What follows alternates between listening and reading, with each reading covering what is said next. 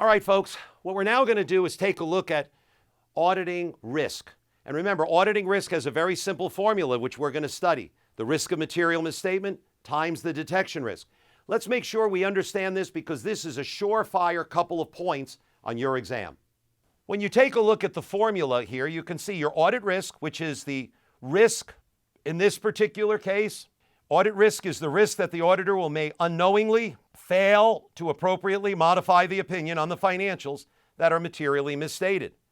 And what we have is the risk of material misstatement times the detection risk, which also the risk of misstatement can be also broken out further in that it's the inherent risk times the control risk. That's the risk of material misstatement, then times the detection risk. When we look at this, we can see that we have several steps. First of all, what is the inherent risk? Inherent risk is the susceptibility of a relevant assertion to a material misstatement, assuming that there is no related controls. Assertions involving the following factors generally have high inherent risk: high volume transactions, complex calculations, amounts derived from estimates, and of course, cash. That increases inherent risk.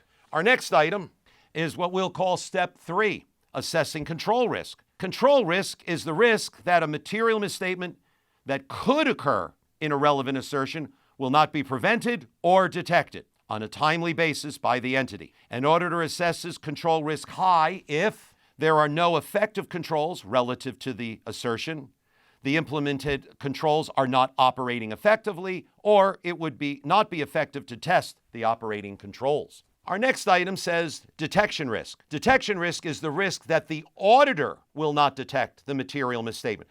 This is how much work do we think we have to do to ultimately get everything down to a low level. Detection risk is a function of the effectiveness of the audit procedures and the manner in which they are applied.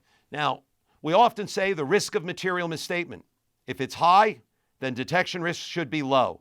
But I always like to phrase that a little bit differently. If there's more risk, you got to do more work. On the other hand, as it says, if the risk of material misstatement is low, the auditor can justify taking higher risks for detection risk. But another way of phrasing that is if there's less risk, then we can do less work.